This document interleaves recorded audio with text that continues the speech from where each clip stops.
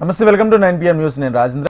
Telangana assembly సమావేశాల్లో తొలి రోజు దివంగత జూబ్లీహిల్స్ ఎమ్మెల్యే మాగంటి గోపీనాథ్ కు సంతాప తీర్మానాన్ని సీఎం రేవంత్ రెడ్డి ప్రతిపాదించారు. సంతాప తీర్మానాన్ని శాసనసభ్యులు బలపరిచారు. విద్యార్థి దశ నుంచి చివరి వరకు ప్రజాసేవకి అంకితమయ్యారని రేవంత్ కొనియాడారు. గోపీనాథ్ కు కుటుంబానికి ఎల్లప్పుడూ పార్టీ అండగా ఉంటుందని బీఆర్ఎస్ వర్కింగ్ ప్రెసిడెంట్ కేటీఆర్ హామీ ఇచ్చారు. గోపీనాథ్తో ఉన్న స్నేహబంధాన్ని బీఆర్ఎస్ నేతలు సహచర సభ్యులు పంచుకున్నారు. శాసనమండలిలో మాజీ ఎమ్మెల్సీ రంగారెడ్డి మృతి పట్ల సంతాప తీర్మానాన్ని మంత్రి శ్రీధర్బాబు ప్రవేశపెట్టి నివాళులర్పించారు. అసెంబ్లీలో స్పీకర్ గడ్డం ప్రసాద్, మండలి చైర్మన్ గుత్తా సుఖేందర్రెడ్డి సభను రేపటికి వాయిదా వేస్తున్నట్లు ప్రకటించారు. తమరి అనుమతితో ఈ సంతాప తీర్మానాన్ని ప్రతిపాదిస్తున్నాను. తెలంగాణ శాసనసభ సభ్యులు శ్రీ మాగంటి గోపీనాథ్ గారి మృతి పట్ల ఈ సభ తన తీవ్ర సంతాపాన్ని వ్యక్తం చేస్తూ శోకార్తులైన వారి కుటుంబ సభ్యులకు ప్రగాఢ సానుభూతి తెలియజేస్తున్నాను. అధ్యక్ష, మనందరికీ దాదాపు ఈ సభలో ఉన్న చాలా మంది సభ్యులకు, ముఖ్యంగా హైదరాబాద్ నగరంలో నివసించిన వాళ్లకు, చదువుకున్న వాళ్లకు చిన్న వయసు నుంచే మాగంటి గోపీనాథ్ గారు మిత్రుడు. 1963లో జన్మించిన మాగంటి గోపీనాథ్ గారు విద్యార్థి రాజకీయాలలో చురుగ్గా ఉండడమే కాకుండా వారు 1983లో మొట్టమొదటిసారి ఎన్టీ రామారావు గారు ప్రారంభించిన తెలుగుదేశం పార్టీలో క్రియాశీలక సభ్యుడిగా చేరి ఆ పార్టీ తెలుగు యువత రాష్ట్ర అధ్యక్షుడిగా వారు దాదాపుగా 7 సంవత్సరాలు సేవలు అందించడం జరిగింది. 1985 నుంచి 1992 వరకు తెలుగు యువత అధ్యక్షుడిగా, ఎన్టీ రామారావు గారి యొక్క పరమ భక్తుడిగా, వారికి నమ్మకమైన విశ్వాసపాత్రుడైన ఒక బంటుగా ఎన్టీ రామారావు గారితోని మాగంటి గోపీనాథ్ గారికి సత్సంబంధాలు ఉండే. అదేవిధంగా వారు అర్బన్ డెవలప్మెంట్ అథారిటీ డైరెక్టర్గా హైదరాబాద్, వినియోగదారుల ఫోరం సభ్యుడిగా వివిధ బాధ్యతలను వారు నెరవేరుస్తూ వచ్చిండ్రు. అదేవిధంగా వారు సినిమా రంగంలో నిర్మాతగా, విద్యార్థి రాజకీయ నాయకుడిగా, ప్రజాప్రతినిధిగా తెలుగుదేశం పార్టీలో ఎదిగి సినీ నిర్మాతగా కూడా వారు రాణించడం జరిగింది. అధ్యక్ష, పాత బస్తీ 1995లో సినిమా తీవడము, అదేవిధంగా రవణ 2000 సంవత్సరంలో నటశేఖర కృష్ణ గారిని హీరోగా పెట్టి వారు ఒక గొప్ప చిత్రాన్ని నిర్మించడం, భద్రాద్రి రాముడు 2004లో, నా స్టైలే వేరు 2009లో ఇలాంటి తెలుగు సినిమాల నిర్మాతగా కూడా వారు రాణించడం జరిగింది. అదే గోపీనాథ్ గారికి సంతాప తీర్మానం ప్రవేశపెట్టాల్సి వస్తుందని చెప్పి నేను కలలో కూడా అనుకోలేదు. ఎందుకంటే వారు జీవించున్నంత కాలం కూడా ఎన్నడూ తనకు అనారోగ్యం వచ్చిందని కానీ, అది కూడా ఇంత తీవ్రంగా ఉందని కానీ ఎన్నడూ ఎక్కడ కూడా చెప్పుకోలేదు, ఎవరికి కూడా పంచుకోలేదు. అధ్యక్ష, వారు ఆ రకంగా చాలా గుంభనంగా తన వ్యక్తిగతమైన సమస్యలు కానీ, వ్యక్తిగతమైన ఆరోగ్యపరమైన విషయాలు కానీ చాలా రహస్యంగా, ఒక రకంగా చెప్పాలంటే చాలా ప్రైవేట్గా వారు మెయింటైన్ చేసినారు. అధ్యక్ష, కానీ పబ్లిక్ పరంగా మాత్రం, అంటే ఇందాక ముఖ్యమంత్రి గారు అదేవిధంగా శాసనసభ వ్యవహారాల మంత్రి గారు చెప్పినట్టు హైదరాబాద్ మహానగరంలో జూబ్లీహిల్స్ అంటేనే ఒక సంపన్నులు నివసించే ప్రాంతంగా పేరుంది. అధ్యక్ష, కానీ జూబ్లీహిల్స్ నియోజకవర్గం పరిస్థితి చూస్తే దానికి పూర్తి భిన్నం. అధ్యక్ష, పేరుకి జూబ్లీహిల్స్ నియోజకవర్గం, కానీ అక్కడ ఉండేది మొత్తం కూడా పేద ప్రజలు. ఎందుకంటే పేరుకి జూబ్లీహిల్స్ నియోజకవర్గం అయినప్పటికీ అక్కడ ఉండేది బోరబండ, రేమత్ నగరు, షేక్పేట, ఎర్రగడ్డ, వెంగళరావు నగరు, ఈ రకంగా మొత్తంగా ఒక బస్తీలు. తెలంగాణ కేబినెట్ కీలక నిర్ణయం తీసుకుంది. రిజర్వేషన్ల కోటా పరిమితి ఎత్తివేస్తూ నిర్ణయం తీసుకుంది. సీఎం రేవంత్ రెడ్డి అధ్యక్షతన జరిగిన మంత్రివర్గ సమావేశంలో స్థానిక సంస్థల ఎన్నికలపై చర్చ జరిగింది. సెప్టెంబర్లోనే ఎన్నికలు నిర్వహించాలని రాష్ట్ర ఎన్నికల సంఘానికి ప్రభుత్వం లేఖ రాయనుంది. సర్కార్ తాజా నిర్ణయంతో సెప్టెంబర్లోగా ఎన్నికలు నిర్వహించనుంది.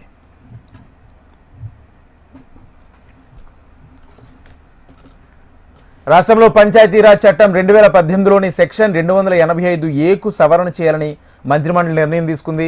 స్థానిక సంస్థల్లోని 50% రిజర్వేషన్ల పరిమితిని ఎత్తివేసేందుకు కేబినెట్ ఆమోదం తెలిపింది. రిజర్వేషన్ల పరిమితిపై గత ప్రభుత్వం జారీ చేసిన ఆర్డినెన్స్ స్థానంలో అసెంబ్లీలో బిల్లు పెట్టేందుకు నిర్ణయం తీసుకుంది. విద్యా, ఉపాధి, ఉద్యోగం, స్థానిక సంస్థలో బీసీలకు 42% రిజర్వేషన్లపై ప్రత్యేక జీవో తీసుకురావాలని నిర్ణయం తీసుకుంది. ఎన్నికల తేదీ తొందరగా ముగించాలి, సెప్టెంబర్ 30 లోపల హైకోర్టు ఇస్తున్నటువంటి సూచన కావచ్చు, మేము గతంలో న్యాయపరంగా తీసుకున్నటువంటి నిర్ణయాలు అనేకం కూడా ఉన్నటువంటి పరిస్థితి కావచ్చు, లేదా సభ లోపల ఉన్నటువంటి అన్ని రాజకీయ పార్టీల మూడ్ ఆఫ్ ఎలక్షన్ కు సంబంధించినటువంటి అభిప్రాయం కావచ్చు, లేదా ఇటీవల మంత్రివర్గం ఉపసంఘంగా డిప్యూటీ చీఫ్ మినిస్టర్ గారికి మేమంతా కూడా కలిసి చాలా మంది న్యాయ కోవిదులను కలిసి చర్చించినటువంటి అంశం కావచ్చు, అన్ని పరిగణలోకి తీసుకొని 42% ఎన్నికలు నిర్వహించాలి. మిగతా ఎస్సీ ఎస్టీకి సంబంధించి 2001 సెన్సస్ ఏదైతే ఉందో దాని ప్రకారంగా జనాభా ఆధారంగా వాళ్ళకి రిజర్వేషన్లు కల్పిస్తూ 42% లోకల్ బాడీ ఎలక్షన్స్ ఎన్నికలు నిర్వహించడానికి కేబినెట్ తీర్మానం చేసింది. ఈ రోజు దీనికి కేసీఆర్ గారు ఇచ్చినటువంటి ఉరితాడు మెడకు 2018 చట్టం ఉంది. 50% దాటేస్తారు. ఎవరు కూడా అడగలేదు. ఇప్పుడు రేపు అసెంబ్లీలో రిజర్వేషన్ బిల్లును ఆమోదిస్తామని మంత్రి పొంగులేటి శ్రీనివాసరెడ్డి తెలిపారు. గవర్నర్ కోటాలో ఎమ్మెల్సీలుగా కోదండరాం, అజరుద్దీన్ పేర్లను ఖరారు చేస్తూ కేబినెట్ నిర్ణయం తీసుకుందని వెల్లడించారు. తెలంగాణలో వరుసగా కురుస్తున్న వర్షాలతో జరిగిన నష్టం అంచనాలపై సెప్టెంబర్ 4వ తేదీన ఉన్నతాధికారులతో సమావేశం నిర్వహిస్తున్నట్లు తెలిపారు. నేషనల్ హైడ్రాలజీ ప్రాజెక్టుకు కేబినెట్ ఆమోదం తెలిపిందని పొంగులేటి తెలిపారు.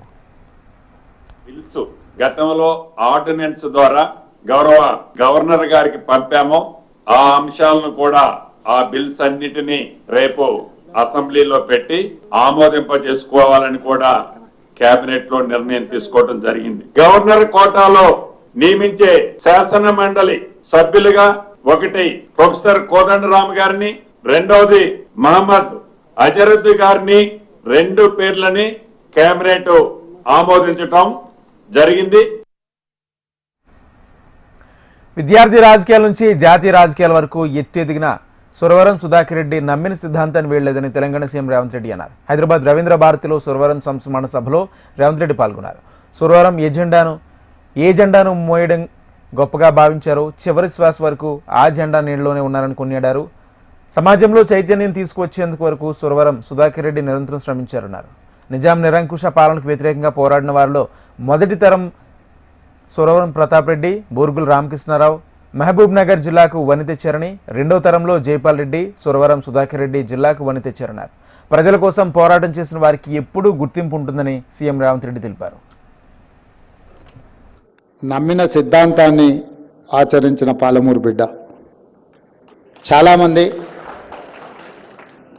సమాజంలో గొప్పగా సిద్ధాంతాలు చెప్తారు, కానీ వాళ్ళు చెప్పిన సిద్ధాంతాలను వారు పాటించడానికి కాస్త ఇబ్బంది పడుతుంటారు. కానీ కామ్రేడ్ సుధాకర్ రెడ్డి గారు వారు సిద్ధాంతాలు చెప్పడమే కాదు, 65 సంవత్సరాలు సుదీర్ఘంగా వారు చెప్పిన సిద్ధాంతం, వారు నమ్మిన సిద్ధాంతాన్ని పాటించి వారు ఆదర్శంగా నిలబడి విద్యార్థి రాజకీయాల నుంచే కాదు జాతీయ రాజకీయాలలో పార్లమెంట్ సభ్యుడిగా ప్రజలలో ఒక గొప్ప గుర్తింపు గౌరవాన్ని పొందిన కామ్రేడ్ సోదరుడు. రాష్ట్రంలో ప్రభుత్వం చేసిన అప్పులపై బీఆర్ఎస్ పార్టీ అసత్య ప్రచారం చేస్తుందని డిప్యూటీ సీఎం భట్టి విక్రమార్క అన్నారు. అసెంబ్లీలో కాళేశ్వరంపై పవర్ పాయింట్ ప్రజెంటేషన్ ఇచ్చేందుకు అనుమతి ఇవ్వాలని బీఆర్ఎస్ నేతలు స్పీకర్ ప్రసాద్ కుమార్ను కలిసిన విషయంపై ఆయన కీలక వ్యాఖ్యలు చేశారు. వాళ్ళు 10 ఏళ్ల అధికారంలో ఉన్నా తమకు పవర్ పాయింట్ ప్రజెంటేషన్ ఇచ్చేందుకు అవకాశం ఇచ్చారని ప్రశ్నించారు. ఆయన అసెంబ్లీలో ప్రతిపక్షాలకు పీపీటీ ఇచ్చే సాంప్రదాయమే లేదన్నారు. గత సాంప్రదాయాన్ని తాము కొనసాగిస్తామని స్పష్టం చేశారు. ఇక రాష్ట్ర అప్పులపై బీఆర్ఎస్ పార్టీ నేతలు అసత్య ప్రచారం చేస్తున్నారని ఆరోపించారు. అప్పులపై వడ్డీలు ఏమైనా బీఆర్ఎస్ నాయకులు కడుతున్నారని ఫైర్ అయ్యారు. బీఆర్ఎస్ చేసిన అరాచకాలను అసెంబ్లీలో బయటపెడతామని డిప్యూటీ సీఎం భట్టి విక్రమార్క తెలిపారు.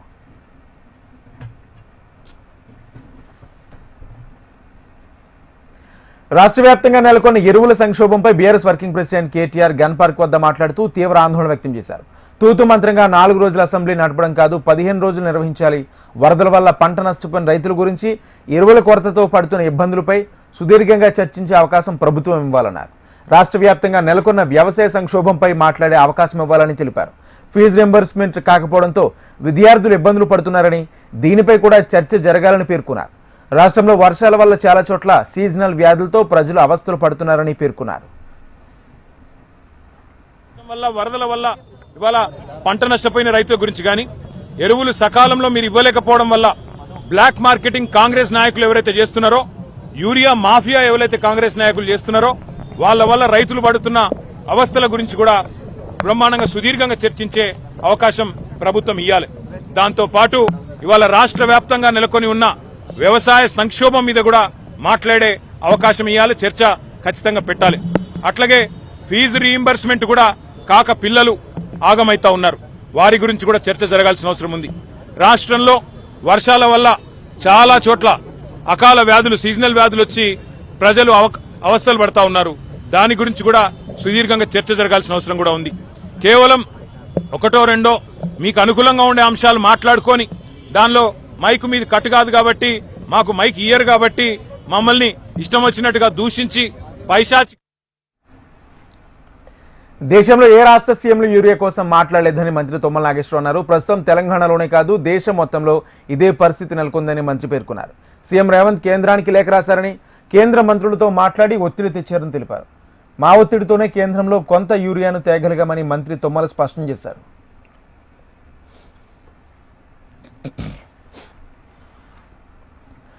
ప్రజా సమస్యలపై మాట్లాడకుండా కాంగ్రెస్ ప్రభుత్వం 2 రోజులే అసెంబ్లీ నిర్వహించి చేతులు దులుపుకోవాలని చూస్తుందని మాజీ మంత్రి హరీష్ రావు ఆరోపించారు. బీఎస్సీ సమావేశం నుంచి అర్ధాంతరంగా బయటకు వచ్చేశారు. శాసనసభలో వరదలపై చర్చించాలని, యూరియా కొరతపై మాట్లాడాలని కోరామని హరీష్ రావు అన్నారు. కానీ ప్రభుత్వం ప్రజా సమస్యలపై చర్చించకుండా బురద రాజకీయాలు మాట్లాడతామని అంటున్నారని ఎద్దేవా చేశారు. ప్రజాపాలన అంటే ప్రతిపక్షాల గొంతు నొక్కడమంటూ ప్రశ్నించారు. బీఎస్సీ సమావేశం అంటే అర్థం పర్థం లేకుండా పోయిందని మండిపడ్డారు. సమస్యలు చర్చించకపోవడం, ప్రజల గురించి పట్టింపు లేకపోవడం, ఎజెండా నిర్ణయించకపోవడం అంటే ఇదంతా కూడా ఇవాళ ప్రజాస్వామ్యాన్ని ఖూనీ చేస్తున్నారు. మాట్లాడితే రాహుల్ గాంధీ గారు రాజ్యాంగాన్ని చేతిలో పట్టుకొని తిరుగుతాడు. ఇదేం రాజ్యాంగం? అసలు ఇదేనా ప్రజాపాలన? ఇది ప్రజాస్వామ్య పద్ధతులా నేను అడుగుతా ఉన్నా.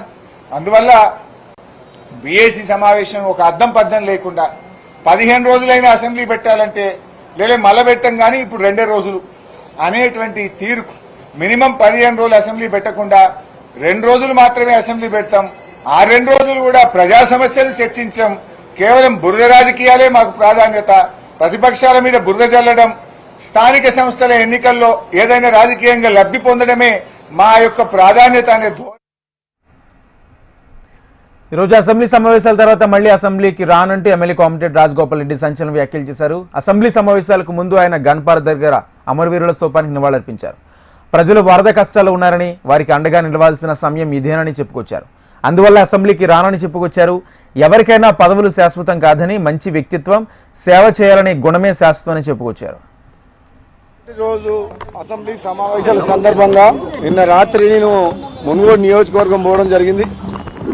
రాత్రి కార్యకర్తలతోటి మా నాయకులతో ఉన్నప్పుడు రేపు అసెంబ్లీకి ఇక్కడి నుంచి పోతున్నా అంటే మునుగోడు నుంచే డైరెక్ట్ అసెంబ్లీ సమావేశాలకు అటెండ్ చేస్తున్నా అంటే మునుగోడు నియోజకవర్గానికి సంబంధించిన చాలా మంది నా మిత్రులు, అభిమానులు, నాయకులు కూడా మేము కూడా మొట్టమొదటి రోజు అసెంబ్లీ సమావేశాల సందర్భంగా మీరు పోతున్న సార్ మీతో వెంట వస్తాం.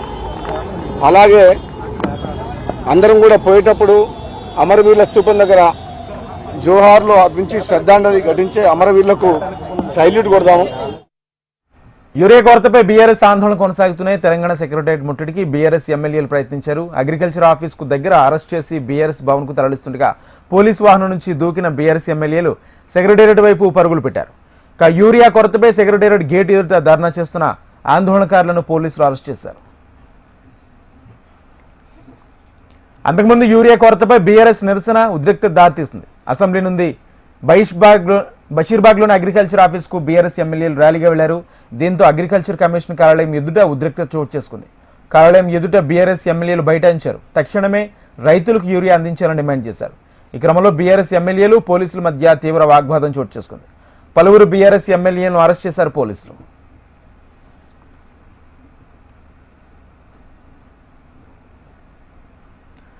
హైదరాబాద్లోని గవర్నమెంట్ స్కూళ్లలో పనితీరు మెరుగుపరిచేందుకు చర్యలు తీసుకోవాలని ప్రభుత్వాన్ని కోరారు కేంద్ర మంత్రి కిషన్ రెడ్డి. ఎన్నికల ముందు కాంగ్రెస్ ఇచ్చిన హామీ మేరకు విద్యారంగానికి బడ్జెట్లో సరైన నిధులు కేటాయించాలన్నారు. పాఠశాలలో మౌలిక సదుపాయాల కల్పనకు కృషి చేయాలని పిలుపునిచ్చారు. ప్రైవేట్ పాఠశాలలకు ధీటుగా పాఠాలు బోధించే శక్తి సామర్థ్యాలు ప్రభుత్వ టీచర్ల దగ్గరలో ఉన్నాయన్నారు. గవర్నమెంట్ స్కూల్లో చదువుతున్న వారు మొహమాటం లేకుండా టీచర్ల దగ్గర సందేహాలను క్లారిఫై చేసుకుని ముందుకు వెళ్లాలన్నారు. సికింద్రాబాద్ అసెంబ్లీ నియోజకవర్గం పరిధిలోని వివిధ ప్రభుత్వ స్కూళ్లలో టాయిలెట్స్, క్లీనింగ్ మిషన్స్ ను పంపిణీ చేశారు కేంద్ర మంత్రి కిషన్ రెడ్డి. పార్లమెంట్ పరిధిలో కూడా హైదరాబాద్ నగరంలో కూడా అనేక శిథిలావస్థలో ఉన్నటువంటి ప్రభుత్వ పాఠశాలలు ఉన్నాయి.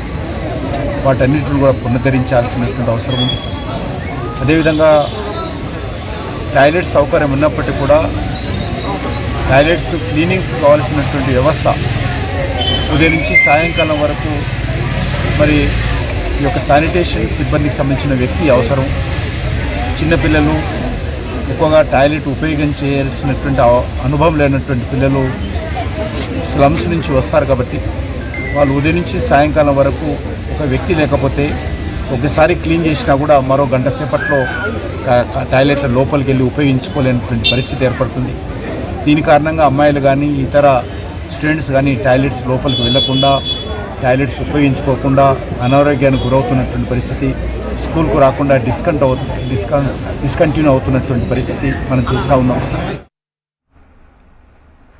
ములుగు జిల్లా ఎస్పీ శబరీష్ ఎదుట 7 మావోయిస్టులు లొంగిపోయారు. లొంగిపోయిన మావోయిస్టులకు 25,000 చొప్పున రివార్డ్స్ అందజేశారు. మావోయిస్టులు స్వచ్ఛందంగా లొంగిపోతే సహకరిస్తామన్నారు ఎస్పీ శబరీష్. ధైర్యంగా లొంగిపోవాలనుకున్న మావోయిస్టులకు ప్రత్యేక ఏర్పాట్లు ఉంటాయన్నారు. కాలం చెల్లిన సిద్ధాంతాలను వదిలి జనజీవన స్రవంతిలో కలవాలని ఎస్పీ శబరీష్ మావోయిస్టులకు పిలుపునిచ్చారు. రాష్ట్ర ప్రభుత్వం మరియు తెలంగాణ పోలీస్ శాఖ పునరావాస సదుపాయాల గురించి తెలుసుకొని నక్సలిజంని విడిచిపెట్టి ప్రశాంతమైన జీవితం గడపాలని ఈరోజు సిపిఐ మావోయిస్టు పార్టీకి చెందిన 7 సభ్యులు వివిధ హోదాలో ఉన్నారు. వాళ్ళు ఈరోజు లొంగిపోవడం జరిగింది. ఈ 7లో ఒకరు ఏసీఎం క్యాడర్ ఉన్నారు, 3 పార్టీ మెంబర్స్, ఒక పర్సన్ ఆర్పిసి ప్రెసిడెంట్గా ఉన్నారు, ఒకరు ఆర్పిసి మిలిషియా, ఒకరు సిఎన్ఎం చైతన్య నాట్య మండలి మెంబర్గా పనిచేస్తున్నారు. వాళ్ళ డీటెయిల్స్ వచ్చేసి పార్టీ ఉంది, ఒక ఏసీఎం క్యాడర్, బిజాపూర్. రాయలసీమను రతనాల సీమగా చేసే బాధ్యత తమదని ముందే చెప్పానని సీఎం చంద్రబాబు అన్నారు. 2014-2019 మధ్య కాలంలో రాయలసీమ ప్రాజెక్టు కోసం 12,500 కోట్లు ఖర్చు పెట్టినట్టు తెలిపారు. కానీ వైసీపీ పాలనలో కేవలం 2,000 కోట్లు ఖర్చు పెట్టారని విమర్శించారు. అసత్యాలు చెప్పడంలో వైసీపీ దిట్టన్నారు. అసత్యాలను సుసాధ్యం చేయడమే ఎన్డీఏ లక్ష్యం అన్నారు. నీళ్లు వచ్చేసరికి వైసీపీ చేతులు జీర్ణించుకోలేకపోతున్నారని, ప్రతి చెరువుకు నీళ్లిచ్చే బాధ్యత తమదంటూ కూడా సీఎం చంద్రబాబు కుప్ప నియోజకవర్గంలో పర్యటించిన సందర్భంగా తెలిపారు. అయితే పరమసముద్రం వద్ద కృష్ణమ్మకు జలహారతి ఇచ్చారు చంద్రబాబు. రాయలసీమలో కరువు వస్తే నీళ్లు లేకపోతే పశువుల కోసం రైల్లో నీళ్లు తెప్పించి పశువులను కాపాడుకున్న రోజులు. పంటేస్తే 10 సంవత్సరాలు పంటేస్తే వేరుశనగ పంట 1-2 సంవత్సరాలు వచ్చి 8 సంవత్సరాలు విత్తనాలకు పెట్టిన డబ్బులు కూడా వచ్చేటివి కాదు. 1999లో హంద్రీ నీవాకు నేనే ఫౌండేషన్ వేశాను, నేనే ఆ రోజు ప్రారంభించాను. 2025కి పరమ సముద్రానికి నీళ్లొచ్చాయి. శ్రీశైలం మల్లన్న, ఇక్కడ కుప్పం మల్లన్న, కంగుంది మల్లన్న దగ్గరికి నీళ్లు తీసుకొచ్చాం. గంగమ్మ తల్లి ఆశీర్వదించింది, కృష్ణమ్మ తల్లి. సగటు మనిషి కోపం నుంచి పుట్టిన పార్టీ జనసేన అని AP deputy CM Pawan Kalyan అన్నారు. విశాఖలో నిర్వహించిన జనసేన విస్తృత స్థాయి సమావేశంలో పవన్ కళ్యాణ్ పాల్గొన్నారు. జనసేన పార్టీ స్థాపించి పుష్కర కాలం గడిచిపోయిందన్నారు. పోరాటాల గడ్డ తెలంగాణలో పార్టీ స్థాపించారని, దశాబ్ద కాలం పాటు పార్టీని నడిపించామన్నారు. 11 ఏళ్ల ప్రయాణంలో ఏపీలో పార్టీని నిలదొక్కున్నామన్నారు. జనసేన ఒక కుటుంబం కోసం, ఒక రాష్ట్రం కోసం పెట్టిన పార్టీ కాదన్నారు. 100% స్ట్రైక్ రేట్తో దేశంలోనే చరిత్ర సృష్టించామన్నారు. కుటుంబం సినిమాల కంటే జనసేనపైనే ఎక్కువ దృష్టి పెట్టారని పవన్ కళ్యాణ్ తెలిపారు. ఎన్ని కష్టాలు వచ్చినా తట్టుకుని నిలబడ్డామని, ప్రజలకు మేలు చేశామన్నారు. కార్యకర్తలు మాట్లాడితే వినాలని ఇక్కడ సమావేశం నిర్వహించామన్నారు పవన్ కళ్యాణ్. జనసేన 2014లో ప్రారంభించినప్పుడు తెలంగాణలో పోరాటాల గడ్డ తెలంగాణ, అలాంటి పోరాటాల గడ్డలో తెలంగాణలో ప్రారంభించాం. ఆంధ్రప్రదేశ్లో నిలదొక్కున్నాం. పార్టీ ప్రారంభించినప్పుడు దారి తెన్ను తెలియదు నాకు. కేవలం నమ్మకం. సగటు మనిషి, మిడిల్ క్లాస్ వ్యక్తి ఒకప్పుడు రాజకీయాలు శాసించేవాడు. అలాంటి మిడిల్ క్లాస్ వ్యక్తులు, మేధావులు రకరకాల విధంగా విడిపోయారు. సమస్య వచ్చినప్పుడు ప్రతి ఒక్కళ్ళు వాళ్ళదైన పర్స్పెక్టివ్ తోటి, వాళ్ళదైన దృక్పథం తోటి ఉండే పరిస్థితుల్లో నాకు అనిపించింది సగటు మనిషి మాట్లాడే కోపం ఎలా ఉంటుంది, ఆవేదన ఎలా ఉంటుంది, వీటించి పుట్టింది జనసేన. సరిగ్గా వచ్చే సంవత్సరం 26 మార్చి 14కి ఒక పుష్కర కాలం అవుతుందంటే 12 సంవత్సరాలు. ఈ దశాబ్ద కాలం నిజంగా చెప్పాలి. ఏపీలో కూడా ప్రభుత్వం అమలు చేస్తున్న సూపర్ 6 సూపర్ హిట్ అయ్యాయని ఏపీ హోంమంత్రి అనిత అన్నారు. అనకాపల్లి జిల్లా నక్కపల్లి మండలం వేంపాడులోని స్త్రీ శక్తి కార్యక్రమంలో మంత్రి అనిత పాల్గొన్నారు. పాగిరాబాద్ నియోజకవర్గం పరిధిలోని 4 మండలాల నుంచి మహిళలు అధిక సంఖ్యలో పాల్గొన్నారు.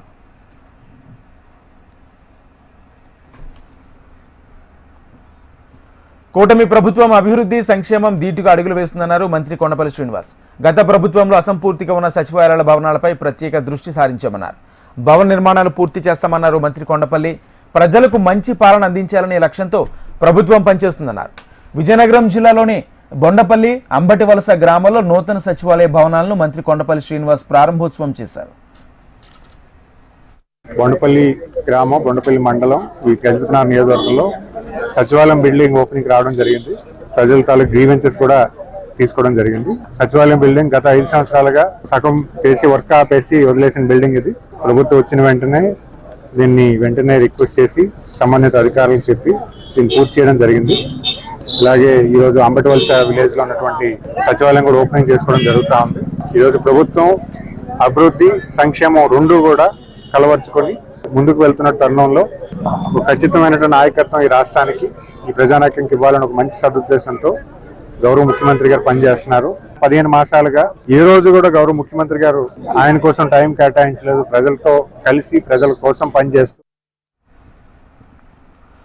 ఓట్ చోరీ అంటూ కాంగ్రెస్ తప్పుడు ప్రచారం చేస్తుందని కేంద్ర మంత్రి ప్రహ్లాద్ జోషి అన్నారు. తెలంగాణలో, కర్ణాటకలో గెలిచిన కాంగ్రెస్ ఈవీఎంలు, ఈసీ మంచిగానే కనిపించారు. మోడీ తల్లి గురించి అనుచిత వ్యాఖ్యలు చేయడాన్ని ఆయన తీవ్రంగా ఖండించారు. రాహుల్ గాంధీ, సోనియా గాంధీ క్షమాపణ చెప్పాలని డిమాండ్ చేశారు. బాలాపూర్ గణనాథుని ప్రహ్లాద్ జోషి సందర్శించారు. ఆయనకు బీజేపీ స్టేట్ చీఫ్ రామచంద్రరావు, కార్యవర్గ సభ్యులు కొలన్ శంకర్ రెడ్డి స్వాగతం పలికారు. प्रधानमंत्री जी का माताश्री के बारे में इन्होंने जो गलत बयान, अनाप शनाप बयान दिया है, तो बहुत ये खंडनार्ह है। राहुल गांधी को क्षमा प्रार्थना करना चाहिए, कांग्रेस पार्टी को क्षमा प्रार्थना चाहिए, सोनिया गांधी जी को थोड़ी भी सेंस है तो राहुल गांधी को सलाह देना चाहिए माफी मांगने के लिए। दूसरी बात, वोट चोरी का हर एक उनका इल्जाम का पूरा खुलासा हुआ है, अभी कोई उसमें दम नहीं है। उन्होंने महादेवपुर का कर्नाटक के लेके आया, उसमें तो सरकारी उनका ही था। इलेक्शन कमीशन क्या होता है? इलेक्शन ఉపరాష్ట్రపతి పదవికి రాజీనామా చేసిన జగదీప్ ధన్కడ్ మాజీ ఎమ్మెల్యే పెన్షన్కు దరఖాస్తు చేసుకున్నారు. ధన్కడ్ రాజస్థాన్లోని అజ్మేర్లోని కిషన్గఢ్ అసెంబ్లీకి 1993 నుంచి 1998 వరకు ప్రాతినిధ్యం వహించారు. 2019 జూలై వరకు ధన్కడ్ 35,000 పెన్షన్ పొందారు. 2019 నుంచి 2022 వరకు పశ్చిమ బెంగాల్ గవర్నర్గా పనిచేశారు. 2022 ఆగస్టులో ఉపరాష్ట్రపతి ప్రతిగా నియమితులయ్యారు. ఉపరాష్ట్రపతిగా రాజీనామా చేయడంతో మాజీ ఎమ్మెల్యేగా పెన్షన్ తిరిగి ప్రారంభించాలని రాజస్థాన్ అసెంబ్లీ సచివాలయానికి దరఖాస్తు చేసుకున్నారు.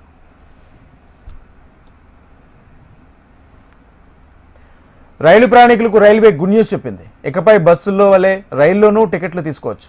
టీటీలు, టికెట్ తనిఖీ బృందాలు టికెట్లను జారీ చేస్తారు. రైల్వే స్టేషన్లో టికెట్ కౌంటర్ల వద్ద రద్దీని తగ్గించే చర్యలు చేపట్టారు. ఈ మొబైల్ టికెటింగ్ను రాయ్పూర్ రైల్వే స్టేషన్లో ప్రయోగాత్మకంగా ప్రారంభించారు. టీటీఈ టికెట్ తనిఖీ బృందానికి చేతిలో ఇమిడి ఉండే పరికరాన్ని అందజేస్తారు. వాటి సహాయంతో ప్రయాణికులు ఎంతమంది, ఎక్కడి నుంచి ఎక్కడికి వెళ్లాలన్న వివరాలు నమోదు చేసుకుంటారు. వారికి అందజేసిన ప్రింటర్ల ద్వారా టికెట్లు జారీ చేస్తున్నారు. త్వరలోనే దేశవ్యాప్తంగా అన్ని మేజర్ స్టేషన్లలో ప్రవేశపెట్టేందుకు రైల్వే అధికారులు ఏర్పాట్లు చేస్తున్నారు. భారత ప్రధాని మోడీ విదేశీ పర్యటనలో భాగంగా చైనా చేరుకున్నారు. టియాన్జిన్ విమానాశ్రయంలో ప్రధాని మోడీకి రెడ్ కార్పెట్ పరిచి ఘన స్వాగతం పలికారు. చైనా మహిళా కళాకారులు సాంప్రదాయ నృత్యం చేస్తూ స్వాగతం పలికారు. రేపు ఎల్లుండు చైనాలో జరగనున్న ఎస్సీఓ శిఖరాగ్ర సమావేశంలో ప్రధాని మోడీ పాల్గొంటారు. 2020లో లదక్ సరిహద్దులో భారత్ చైనా సైనికుల మధ్య ఘర్షణల తర్వాత ప్రధాని మోడీ తొలిసారిగా చైనా సందర్శించారు. 2018లో చివరిసారిగా ప్రధాని మోడీ పర్యటించారు. అమెరికా అధ్యక్షుడు డొనాల్డ్ ట్రంప్ సుంకాలతో భారత్పై విరుచుకుపడుతున్న వేళ ఈ పర్యటన ప్రాధాన్యం సంతరించుకుంది. ఈ క్రమంలో చైనా అధ్యక్షుడు జిన్పింగ్, రష్యా అధినేత పుతిన్ సహా ఆయా దేశాధినేతలతో సమావేశం కానున్నారు.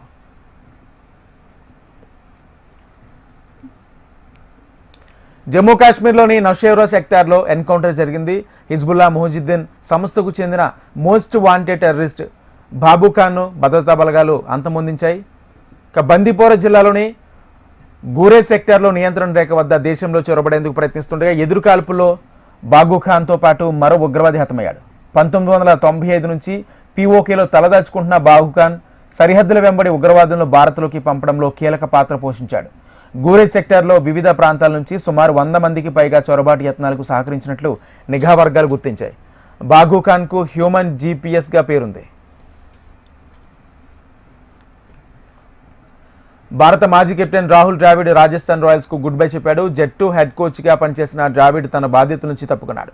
2025 ఐపీఎల్ సీజన్ జట్టు పేలో ప్రదర్శన కారణంగా ఈ నిర్ణయం తీసుకున్నట్లు తెలుస్తుంది. ద్రావిడ్ మార్గనిర్దేశంలో జట్టు ఆశించిన స్థాయిలో రాణించలేకపోయింది. 2025 సీజన్లో ఆడిన 14 మ్యాచ్ల్లో కేవలం 4 విజయాలు మాత్రమే సాధించి పాయింట్ల పట్టికలో 9వ స్థానంలో నిలిచింది. దీంతో ద్రావిడ్ తన పదవి నుంచి వైదొలగాలని నిర్ణయించుకున్నట్లు తెలిసింది. We bulletin updates. Keep watching HM TV.